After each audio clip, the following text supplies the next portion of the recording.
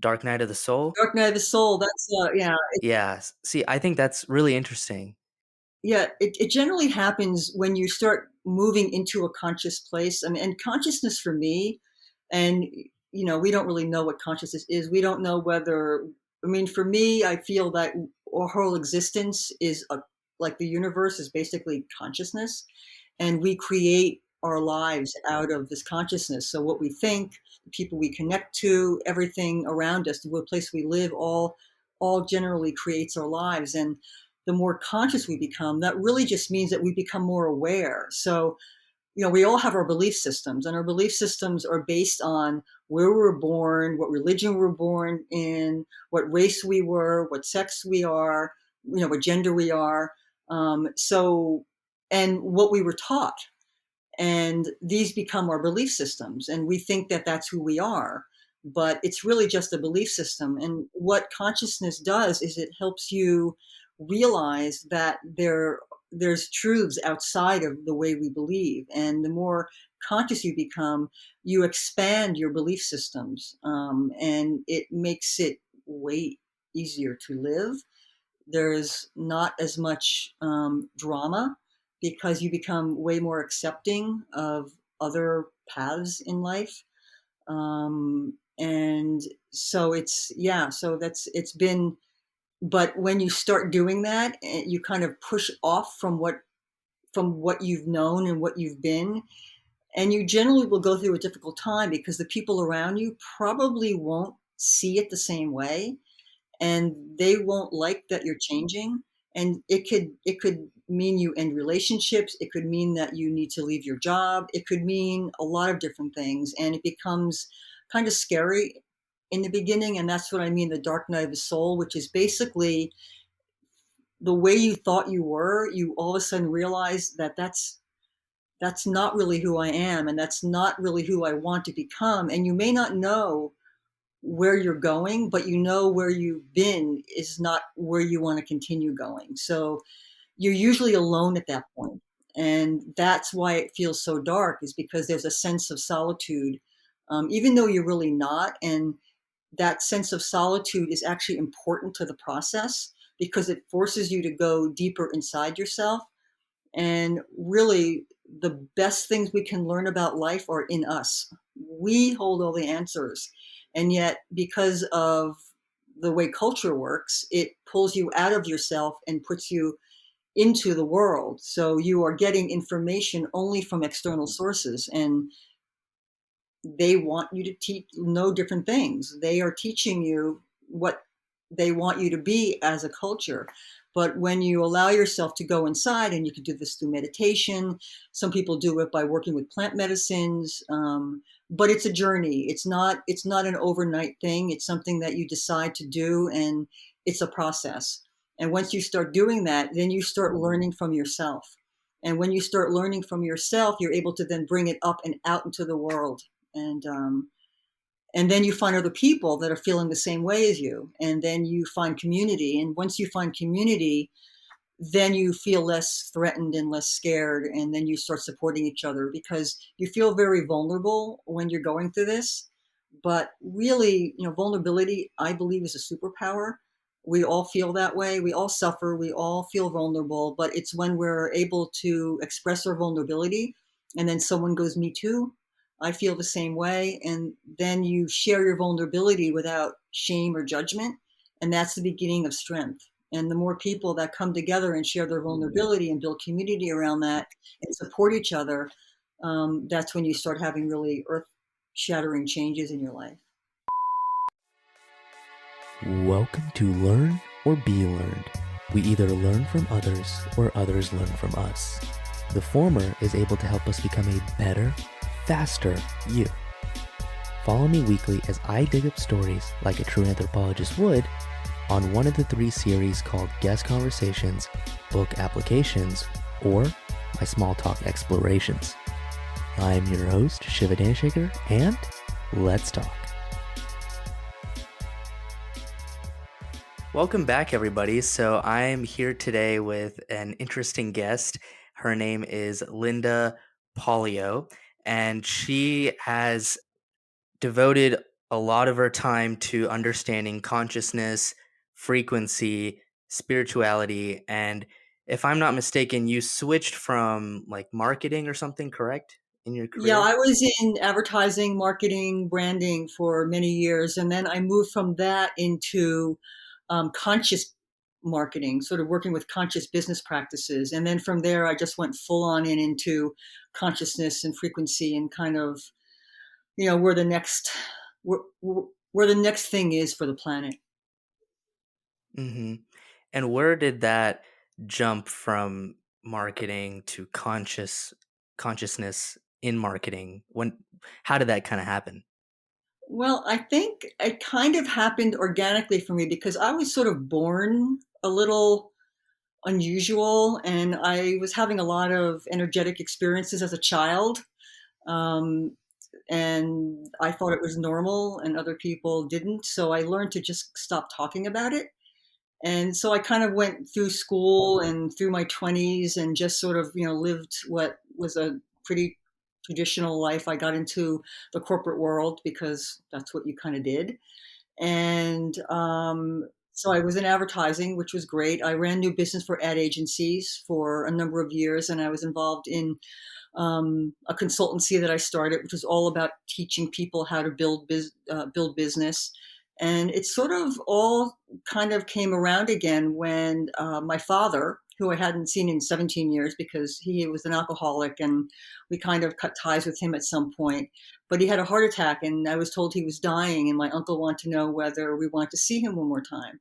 So I decided to go see him, and we drove, like my brother and I drove 2 hours to Pennsylvania to say goodbye, basically. And at that point, I had already been working with the healing arts. I had been doing Reiki and therapeutic touch and working with crystals, and I was always very connected to energetic frequencies my whole life. And so I started doing energy work on him, and he came out of his coma.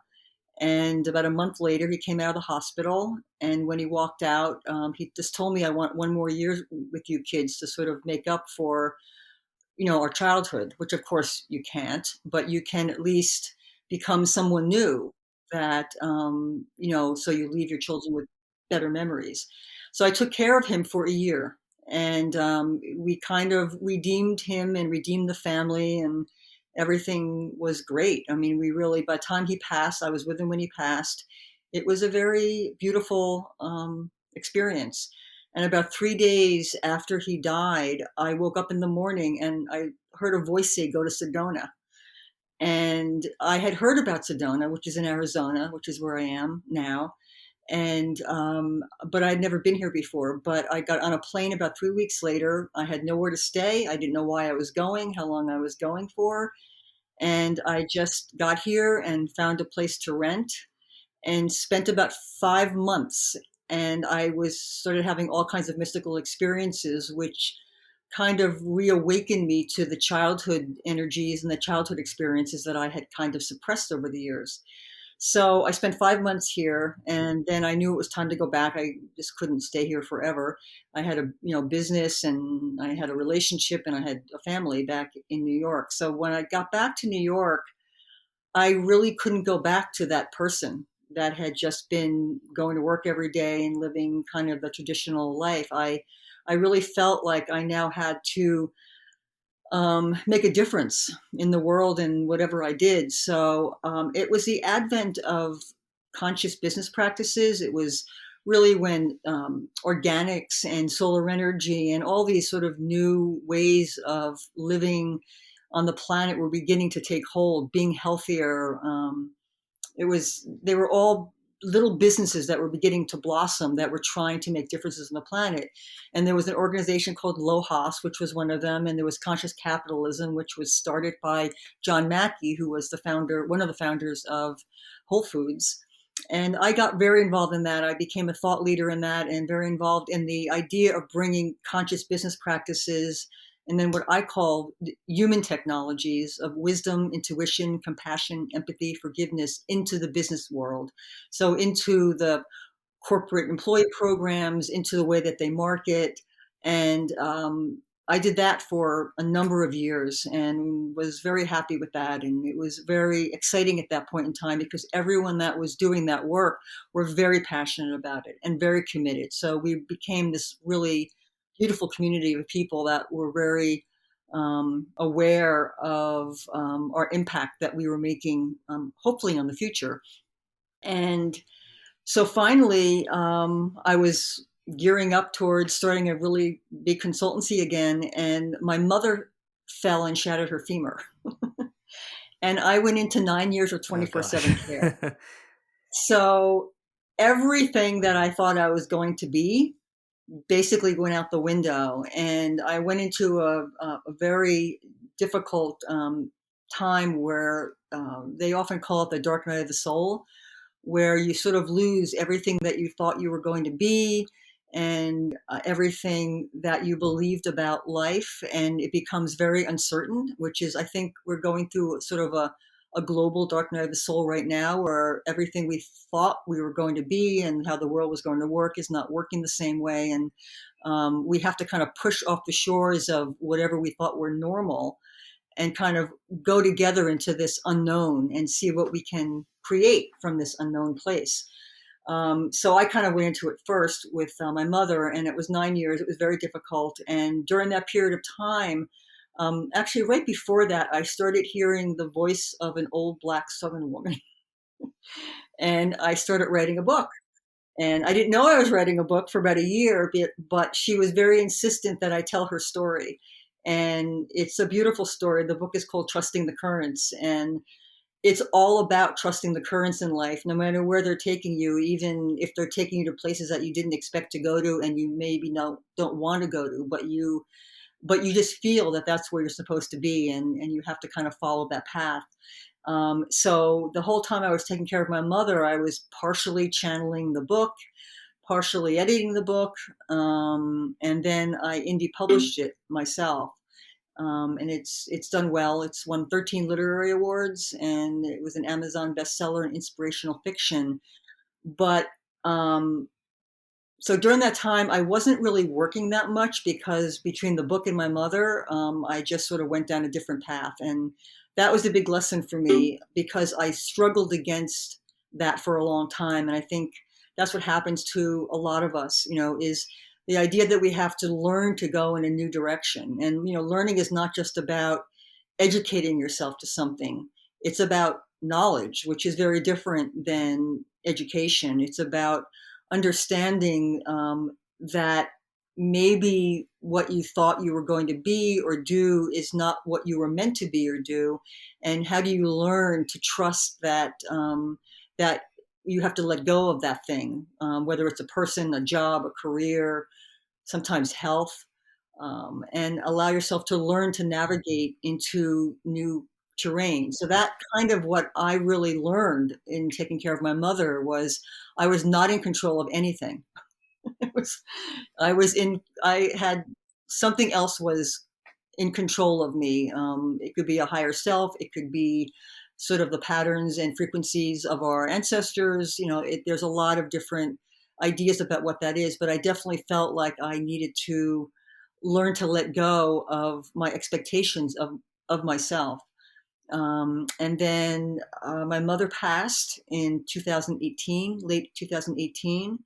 And that was when I went, okay, I'm finally going to move to Sedona, because I had gone back and forth to Sedona in New York, which is where I was living for years. I would basically go to New York, consult, make money, come back into Sedona, do a lot of spiritual work. I've done a lot of sort of learning of shamanism and different healing techniques and different, how to work with frequencies and how to work with what consciousness is, as far as we know, because ultimately we don't really know anything. We can learn as much as we want, but we won't really know until we're dead what the truth of any of Right. our existence is. But we create these little existences here, and we need to learn, and we need to sort of manage that as best we can. So my mother passed, and I said, okay, I'm going to Sedona. And so I started, I came out here in 2019 to kind of do a little marketing 101 with my husband, who had no intention of leaving New York. So I had to kind of get him involved with the whole moving to Sedona thing, and spent 6 weeks here. And by the beginning of 2020, we were getting ready to go. I was giving up my apartment. I gave away 90% of everything I owned and came here with 4 suitcases just as the pandemic was moving in. So we got here and it was just dead. It was March of 2020. We were in quarantine. There was nothing on the shelves in the stores. There were no cars on the road. And we had to navigate again, and learn how to be in a new place, not knowing anyone, in the middle of a pandemic, trying to figure out what we're supposed to be doing here, because we had very specific plans of what we were going to do. But here it is 2.5 years later, and we've begun to kind of assimilate into the Sedona landscape here and get to meet people. And I really look at everything that I learned during the time, for the last like 10 years, really 12 years, that looked very difficult at the time. But now I look back at it and I see everything that I got from it, and how much wiser I am, and how much more information and knowledge I have about so many different things. So ultimately, it was a very productive experience for me, but it wasn't the easiest. Right. I like I like how you said, you talked about knowledge and wisdom. And personally, I think, you know, learning and knowledge is great, but unless you apply it or, actually experience things, you're never going to gain the wisdom behind what you learned, right? So it's almost static. You're not actually growing, you're not actually changing, evolving, trying your fears, like you said. And you talked about I think, was it the darkness, or The Dark entering the Night of the Soul. darkness of the soul, or Yeah, dark night of the soul? Dark Night of the Yeah. Soul. That's See, I think yeah. that's really interesting. Yeah, it generally happens when you start moving into a conscious place. I mean, and consciousness for me, and we don't really know what consciousness is. We don't know whether, I mean, for me, I feel that our whole existence is like the universe is basically consciousness, and we create our Hmm. lives out of this consciousness. So what we think, the people we connect to, everything around us, the place we live, all generally creates our lives. And the more conscious we become, that really just means that we become more aware. So, we all have our belief systems, and our belief systems are based on where we were born, what religion we were born in, what race we were, what sex we are, what gender we are. And what we were taught.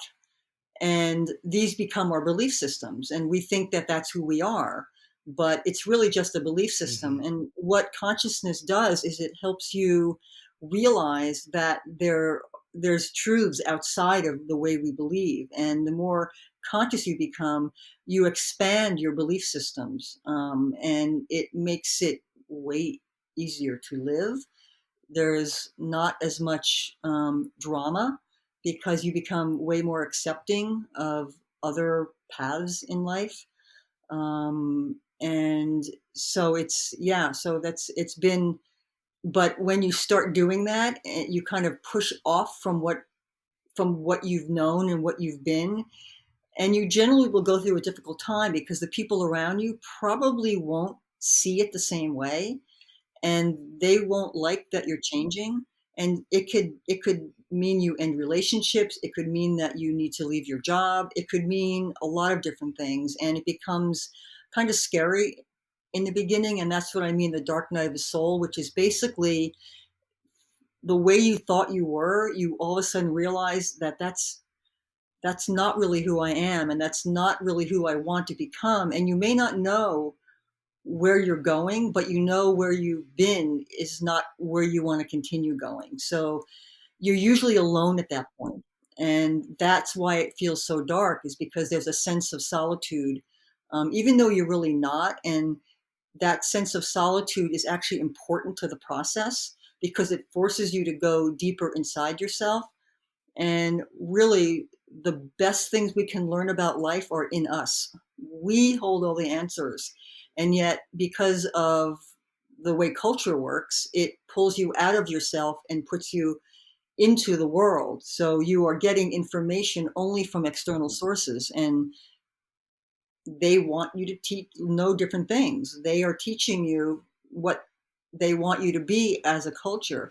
But when you allow yourself to go inside, and you can do this through meditation, some people do it by working with plant medicines, but it's a journey. It's not an overnight thing. It's something that you decide to do, and it's a process.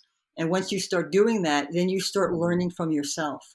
And when you start learning from yourself, you're able to then bring it up and out into the world.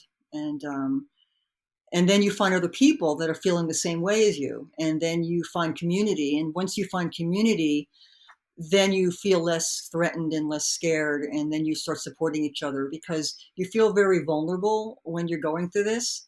But really, vulnerability, I believe, is a superpower. We all feel that way. We all suffer. We all feel vulnerable. But it's when we're able to express our vulnerability, and then someone goes, "Me too. I feel the same way." And then you share your vulnerability without shame or judgment. And that's the beginning of strength. And the more people that come together and share their vulnerability and build community around that and support each other, that's when you start having really earth shattering changes in your life.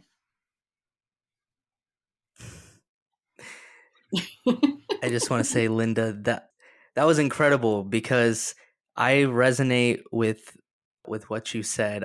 Okay, what's interesting is when you mentioned global awakening earlier, Mm-hmm. and right, you were saying like people are starting maybe question their belief systems or start learning more. Mm-hmm. Perhaps I'm not sure what that is, but what's interesting is I think the pandemic was a catalyst to that for a lot of people, at least from my experience of talking to others. Yeah, suffering is the number one way people wake up. Mm, Is because it becomes so mhm, uncomfortable in the cave that they're living in, that they have to go out of the cave. And they go out of the cave, and at first they go, "Wow, look at all this light. This is great. I feel better." But then they see their shadow, and their shadow is the thing that says you're alone. So unless you have people that are there with you, you will want to go back into the cave. But once you see the light, you really can't go back.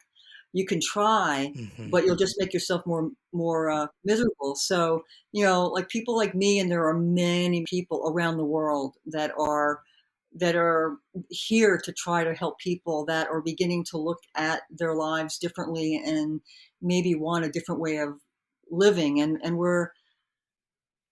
we all have different opinions. We all have different places that we're coming from. And the most important thing that we need to bring to this is an open heart, because we are going to bounce into people that have totally different belief systems than we are. And they're actually, that's working with frequency. With frequency, it's either resonant frequency or dissonant frequency. So if you're mhm, resonating, like I just said something that you resonated with because you felt it.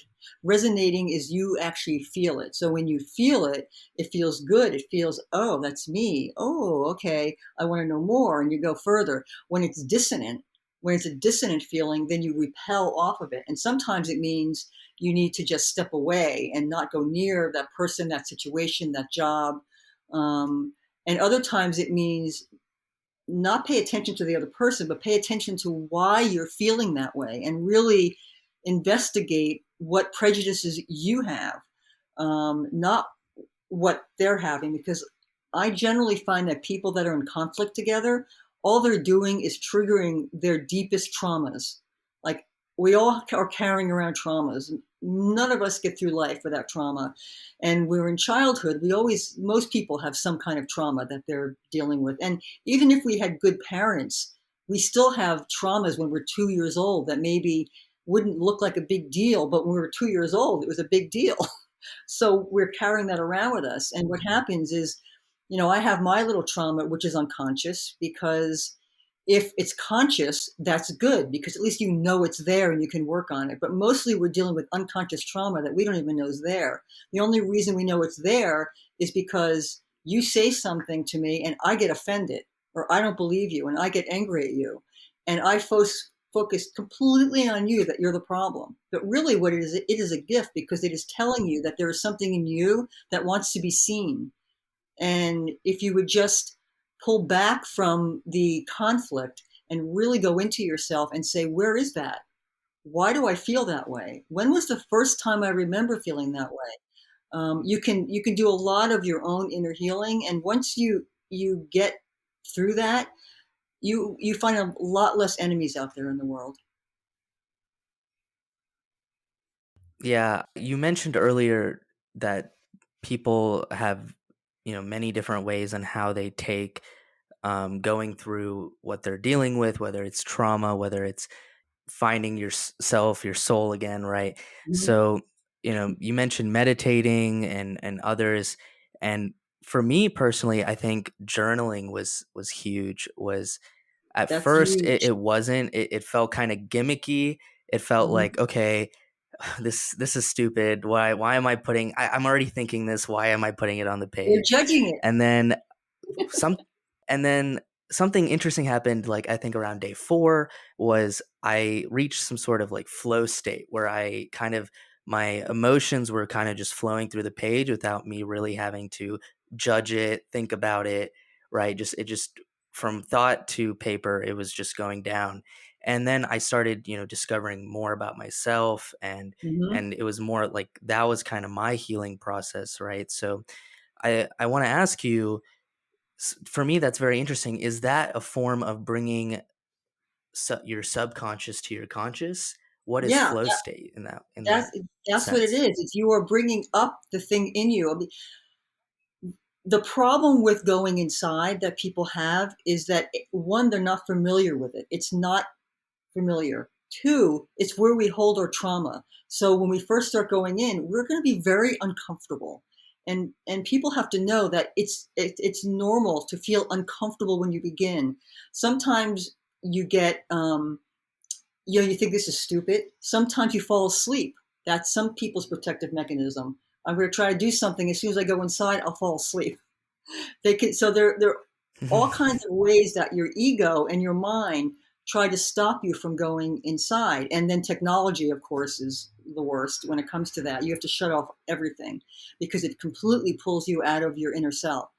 But yeah, it's really about allowing yourself.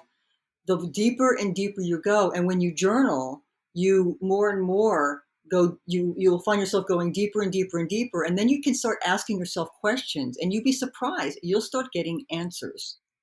And Hmm. not to judge your answers, not to try to figure out where it's coming from, and not to have any expectations. A lot of times it's really hard not to have expectations of what's happening. But when you start doing inner work is very, very subtle. It's very quiet. And we live in a very noisy world. So when you start doing this inner work, Right. the reason you have to kind of come down and go into it is because it's hard to hear it. It's a very visceral experience. Like when you're journaling and you really start getting into it, you will start feeling it in your body. It inhabits your body. And then you start feeling it come up, and sometimes you'll see colors, or you'll see forms, or you'll see a lot of different things.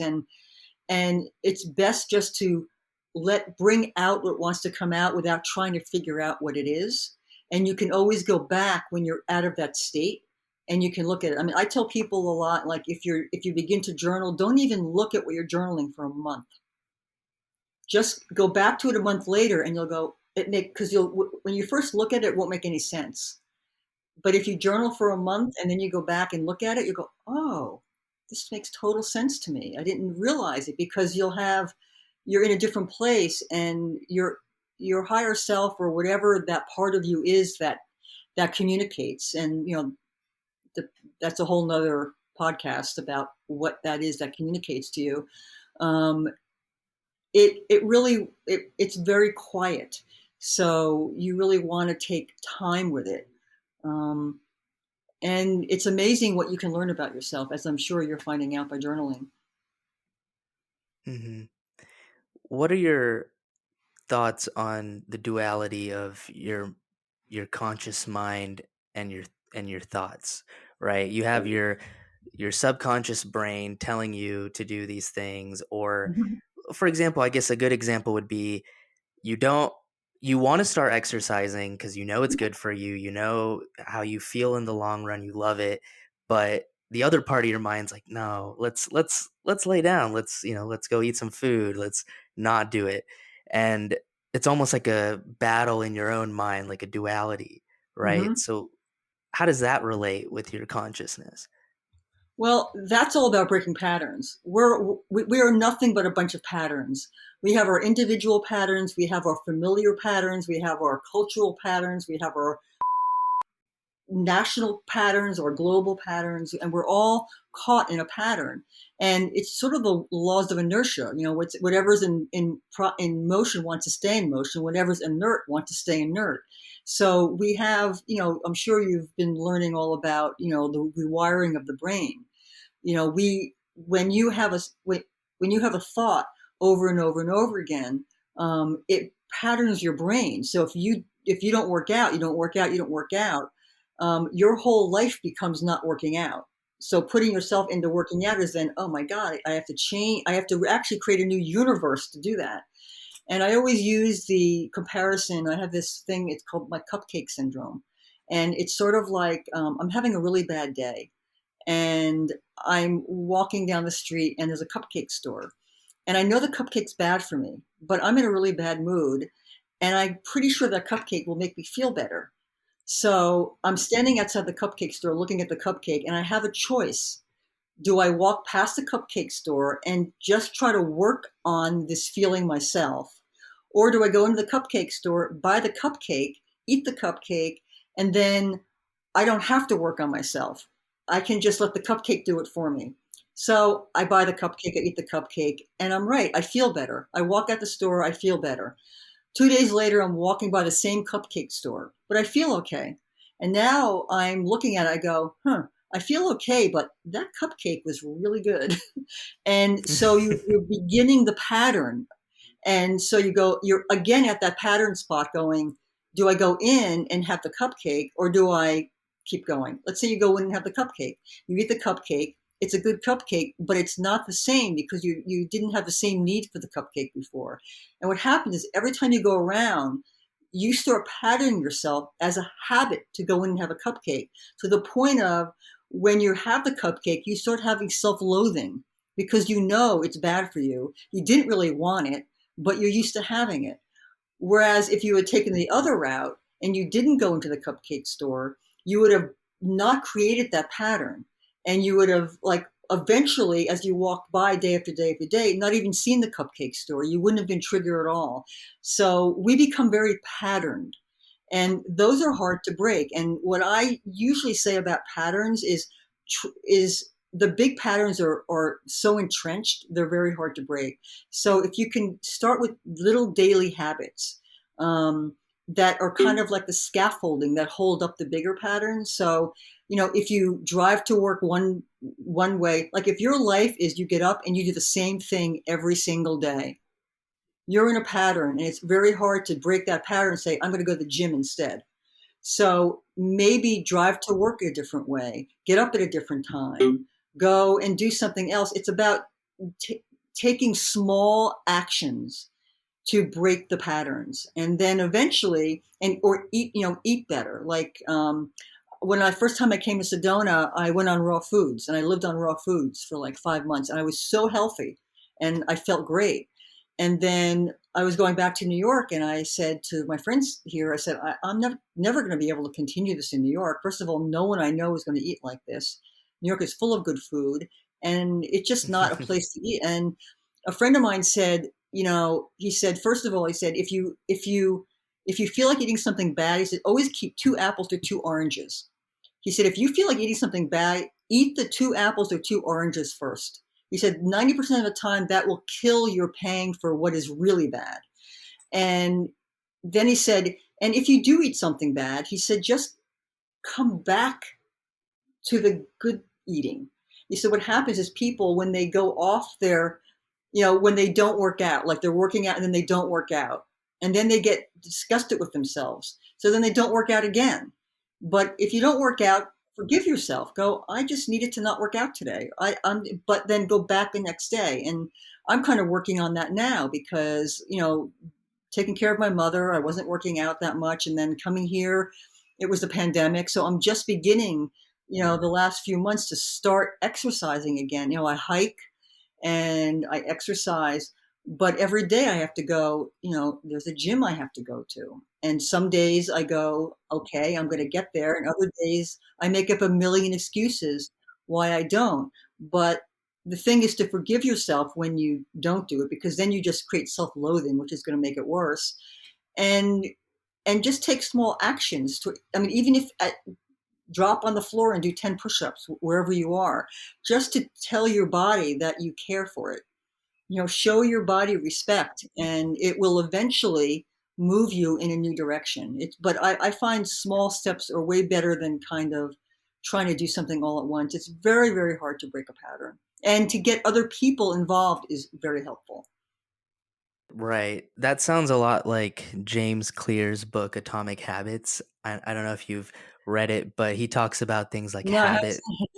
he talks about like habit loops, which makes a lot of sense, right? Once you're in that loop, the inertia keeps you going in circles and it's hard to break it. And he Yeah. talks about compound growth is huge. He says, a 1% growth every day over the course of a year is way bigger than, every day you create this identity for yourself where you're like, oh, I guess today is another day I don't exercise, right? And he talks a lot about identities and how you have to kind of to change your actions, you have to change how you think who you are, like you said with the cupcakes, right? It's almost like I should deal with this myself, not go find a vice or an instant gratification that's only going to push off the inevitable. Um, but yeah, I liked a lot of what you said, and something I've noticed is success leaves clues, and a lot of successful people talk about manifestation and visualization and how they brought Mhm. ideas from their mind out into the real world. What exactly are these maybe buzzwords or words of wisdom that these people actually incorporate in their lives? What was that? One more time. I missed that question. Oh, no worries. I was saying, like, to you, what does manifestation or visualizing your dreams, what exactly is that? Oh, well, that's working with energy. I'm not a big believer in like manifestation, like I want to get a car or I want, Yeah, because right. I think intention is it really begins with intention. And I think a lot of it is, particularly when you're trying to break a pattern or you're trying to, you have to, you have to be the person that has that.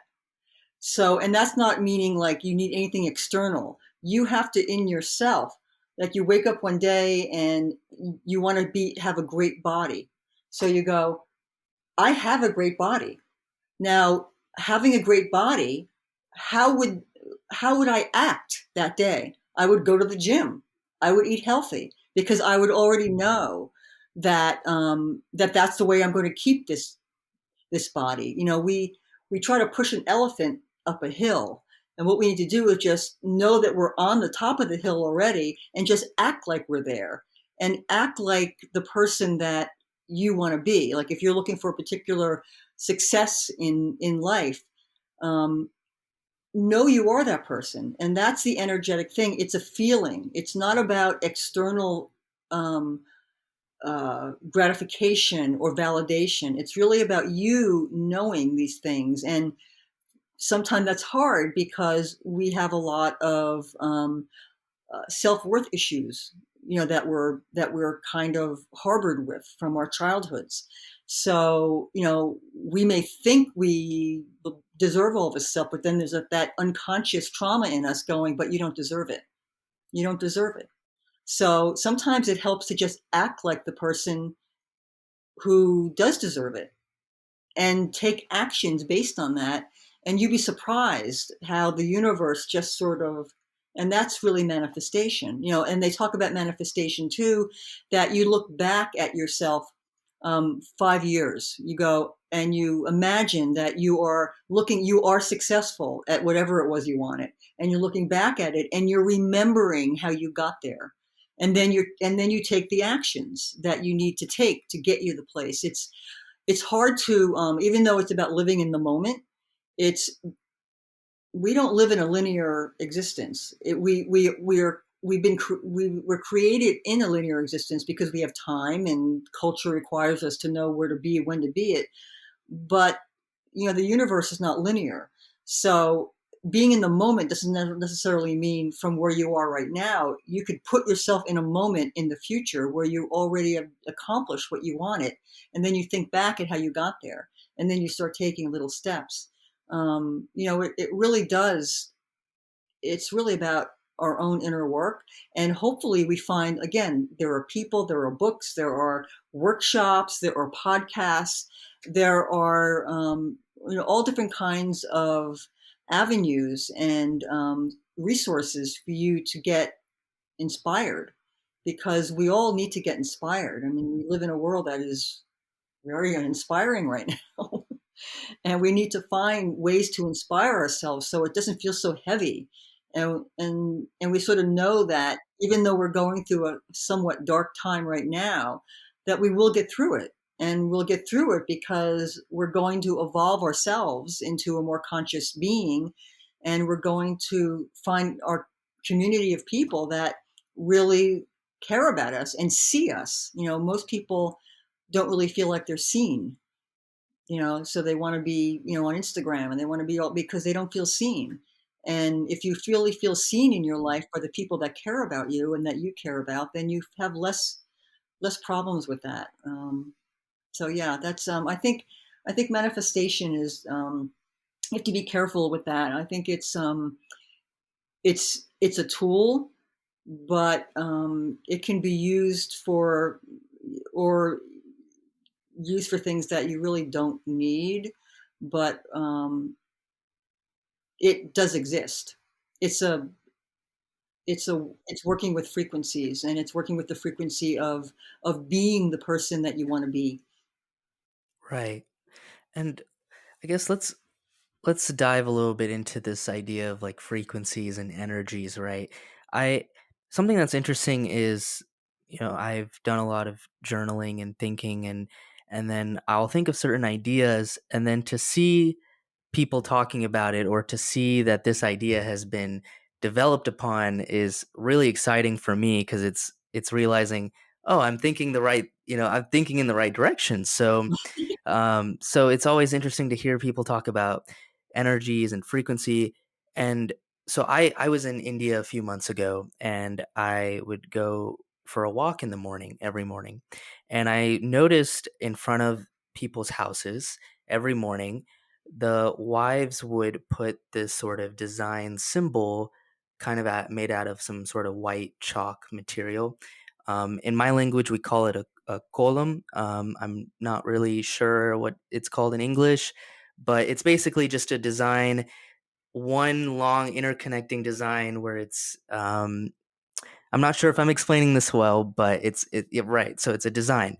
And something I realized was, Okay. I saw a video where this frequency was shot, or this vibrational frequency was um, put through the sand and marble, and it was creating like circular designs as well. Created, yeah. Right. Yeah, And then I started looking at amazing. them, and they looked a lot like the designs I saw in front of people's houses, because I thought to myself, I was like, that's a very interesting design.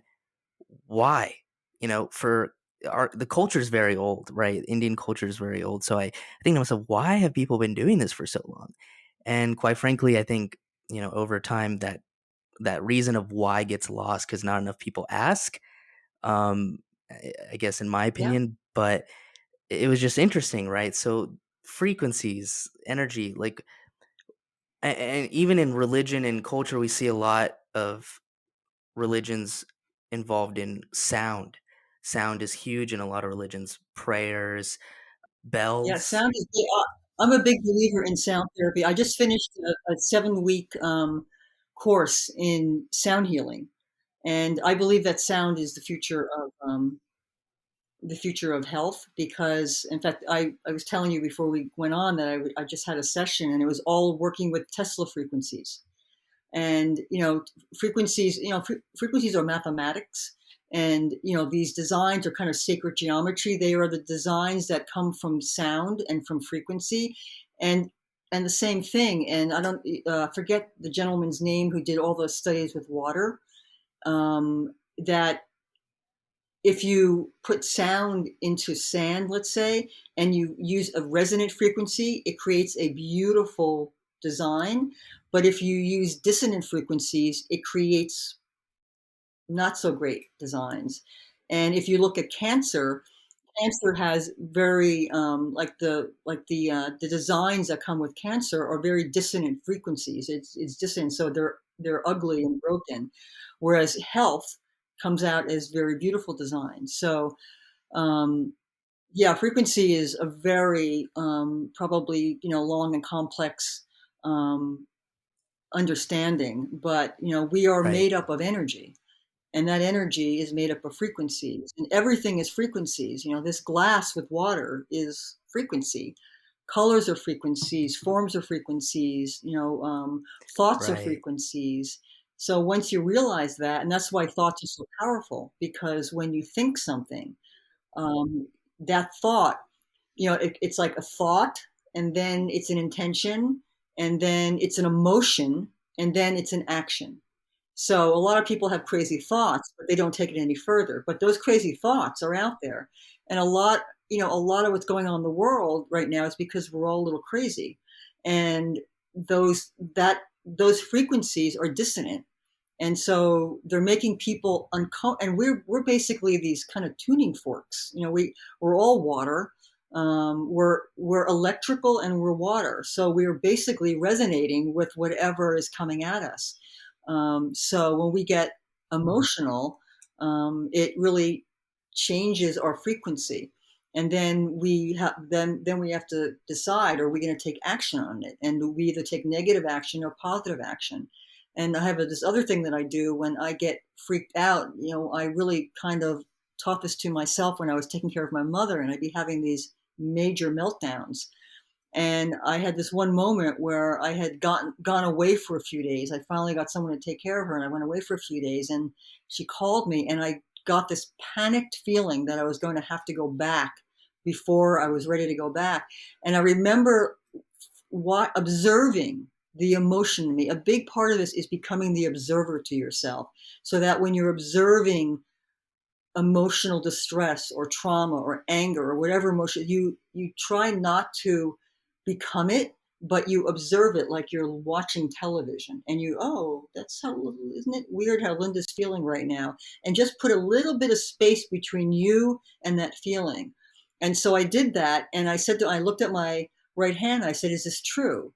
Is the way I'm feeling, is this this strong emotion that I was feeling, this fear I was feeling, is that true to the moment?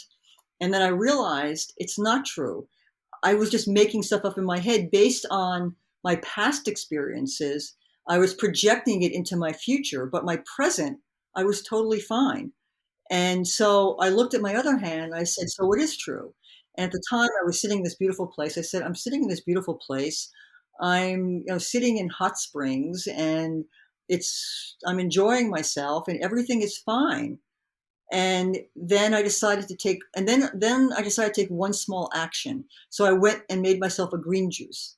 And that was my one small action. And I found that by not kind of going down the rabbit hole of that negative emotion, by observing it, really deciding whether it was really true at that moment, or was I just being triggered, and then realizing, okay, I'm just being triggered, and then saying, everything's okay right now. Let me go do something positive. The thing that I was so afraid of, that I was absolutely positive of, just evaporated like a fog. So it's really important that we realize that we're not our emotions. They happen to us, and we have to observe them. And this is not something that you can do all the time. Again, we have to have a lot more personal forgiveness for ourselves, because we're harder on ourselves than we are on anybody else. Um, and there's a lot of shame in the world right now and judgment. So we have to be our own best friends. And I think, to when you're feeling that emotion, as best you can, try to really take a look at it, try to pull yourself away from it, and just do something good for yourself. Listen to some beautiful music, go take a walk in the woods, make a green juice, and you'll be surprised how it changes your perspective. Right. As someone who has, previous science background and religion anthropology background, I had a unique experience of seeing both sides of basically trying to answer the same question, which is, what is life? And it was Yeah. interesting, right? So to see that it seems like science and religion are opposing, but from my experience, it seems like to see both pictures, it seems like they're both kind of coming together in a way. Even science has They shown say the that, same things. yeah, even science has shown that meditation, someone who's meditated for a long while, can almost immediately change their frequency of brain state to, I think it's like the Hmm. delta waves, which is a lot more calm, Yep. and that's Hmm. proven. So and I think the with science, it's if it's not proven, then it's not real, right? So it's always that kind of battle. But when you see both sides and you see them kind of as science keeps getting further and further, evolving, we're seeing this sort of idea of consciousness in other realms of reality, right? Or how trees actually can communicate with each other. Just because we can't hear it or see it doesn't mean they don't have a different frequency of existence. And that is also proven in science. We're starting to see that. Yeah, I mean, trees are connected through the underground mycelium, Hmm. and these mycelium, which are actually, mushrooms actually have a lot to do with it. Mushrooms are beautiful Right. communicators.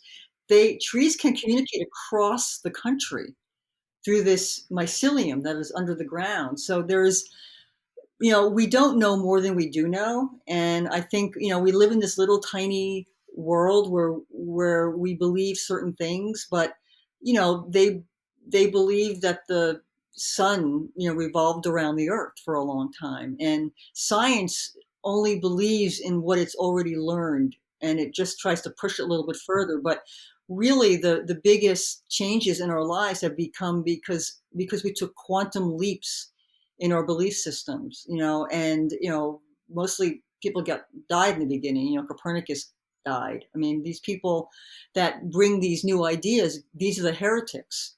And so it's difficult because usually it's a little struggle to bring these new ideas in. But once more people start believing them, and I think that's where we kind of are now, or people are beginning to look at the world differently and look at themselves differently and realize that maybe I mean, for me, spirituality is merely what is yet unseen. We think it's magic, just like when Christopher Columbus or Magellan sailed and the indigenous tribes first saw them on a boat. This is magic. They were gods because they had never seen it before, but they weren't. And I think we have a lot of that in us. We don't want to look at what we don't already know. We want to know what we know, and I think we're at a time now where we really, all of us, need to push off the shore of our comfort zone of familiarity and realize that maybe what we're looking for we don't know yet. And if we work together, and just expand our belief system a little bit, we will discover new ways of living that were unfathomable. I mean, look at the internet. 50 years ago, no one would have thought that we'd be in a technological age that we are now. Imagine what we can do 50 years from now if we all immerse ourselves in the consciousness. Imagine how we can transform the planet in a way more positive way. Right. When I first started college, in I my first class was chemistry, uh, general chemistry, and I think within the first couple weeks, we learned about this really interesting thing called the double slit experiment. And essentially, long story short, what they at the end of this experiment, it was the most mind-blowing thing I had ever heard in college, and it got me thinking all the time, right? So basically what happened was they shot this electron and it behaved in a certain pattern, right? So they shot it, it landed on the, the target or whatever, and it behaved in a certain pattern. And then they said, okay, let's record it this time. So they had a camera, this fancy equipment and all, and they figured out a way to record the electron being shot this time. And this time, instead of acting like a wave, it just shot straight through when the camera was there. And Yeah. then they thought that was weird, so they take the camera back, try it again, same thing. So they realized, and this is the actual conclusion of the experiment, is the electron behaves differently when observed, and that's how they concluded it. So Yes, and it was left at that's that. And consciousness. yeah, But they don't explain why, because they don't know why. right. And what we have to admit how little we know. I think once we realize that we know very little, I mean, we didn't know what radio waves were until we were able to record them. We didn't know a lot until we had the equipment to be able to record things. And I believe there's a lot going on out there in the ether that we don't really know. And I've noticed that when I become aware of like an insect, all of a sudden it becomes aware of you. So Mm, there's a consciousness that permeates everything. I think definitely on the planet and way out from the right. planet. But we just have never really studied it. I mean, if all the major universities would have a department of consciousness and they really put research into it, it'd be very different. We'd have a different world. But once you introduce people to their own power that lies within their own consciousness and their own ability to manifest, you sort of lose control of them. so, so it's something that is not encouraged Right. in the world right now. I'll have to send you that YouTube video because it's like 8 minutes. It talks about the experiment. It's crazy because I think a lot of people think spirituality, religion, and science are very separate because science won't admit something Oh without my God, evidence and they're proof, the exact same and thing. right, and religion doesn't require proof to have faith. So essentially, they're trying to answer the same questions, just going about in different ways. And so it's very interesting to also pull science into the idea of spirituality because that might be the best way to convince. Maybe it's just me who went through a science background, but a lot of people that have a science background tend to become more, they almost shave down to an answer, right? Instead of leaving it to we don't know or it's something out of our control. Right? This has to be it, right? Like, the Big Bang happened because of this. Science does not like don't know, so they'll come up with a theory, Right. and the theory is a placeholder for what I don't know. And theory, it's like we don't know most of what's in the ocean. We don't know anything that's in the universe, hardly. So, but they have theories. So the theories hold the space for actually knowing. And really, we don't know anything. We only know what we think we know. But that will drive people crazy. So, for me, it's like we have this sort of landscape of consciousness that we create our little nests in, and in those nests we have culture, and we have belief systems, so that we as these human beings can function um, without going nuts. And but it helps if we realize that maybe we don't really know, and let's kind of open ourselves up a little bit, because the exploration into consciousness is really fascinating and very mind opening and very heart expanding. When you start moving into consciousness, your heart will expand, because when you start seeing the interconnectedness of all beings on the planet, and you will viscerally feel this, you realize I I mean, my husband is not really into any of this. So, I see a bug in the house, he wants to kill it. And I'm like, Right. no, let me take it Right. outside, because I know that there is a connection. Now, will the world end if I kill the bug? No. But I realize that there is a connection, and that, we have to all kind of support. That bug has a role here. And, that's part of the problem we're doing. We're killing all these things that we think we don't need. And, we think that we're at the top of the food chain in this, on this Right. planet. And we're actually the bottom of the food chain, because if the krill in the ocean die or the bumblebees die, we die. If human beings die, the rest of the planet flourishes. So it's like we nothing on the planet needs us, and we need everything on the planet. That's very true. So Yeah. we have a little bit more perspective of our importance Mm, here. correct. So, Lynnda, I want to ask one last question to wrap this up. And it is, what is something or a piece of advice or something you have either learned from someone else or you want others to learn from your own personal experiences that you would like to share with the audience? So, some advice you either learn from others or you want others to learn from you.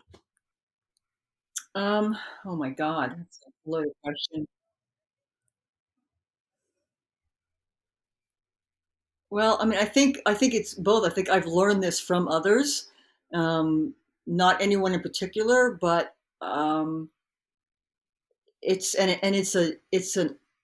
it's been around for a long time, and it's know thyself. That unless you truly know yourself, you have no chance in the world except to be a cog in a wheel from birth to death. You When you know yourself, you help other people know you. I mean, a lot of times, like I said, like most people feel unseen, but the real reason they feel unseen is they're walking around with this mask on that they're showing the world, but their true self is not being expressed. And I think the best thing anyone can do is spend the time to really get to know, and appreciate who you are, because a lot of people don't even know who they really are. They think that they're all these external things, but that part of you that is very, very deep you, that's what really wants to come out. And once you really know yourself, then it's a game changer, and your perspective on life and your perspective about relationships and what you want to do with your life completely alters. So I think, and I learned that from many different people in many different ways. And yeah, I think it's that to me is the most important thing. I would agree. It's like in those manuals when you're in a plane that says, help yourself before you help a passenger, right? I think a lot of people want to do good and help Yeah, others, it's but something I always say is, you have to help yourself first. You can't make change. You can't help others if you're not solid in who you are, because your weak foundation is going to topple at some point once you take too much responsibilities. that's it. And you can't help yourself if you don't know yourself, Yeah. because a lot of people try to help themselves, but they're helping a false self. They're helping this mask that they've created to protect their vulnerable parts. And if they allow their vulnerability to come out and just let it vomit out of you, really, because that's the way it comes out. It'll be messy.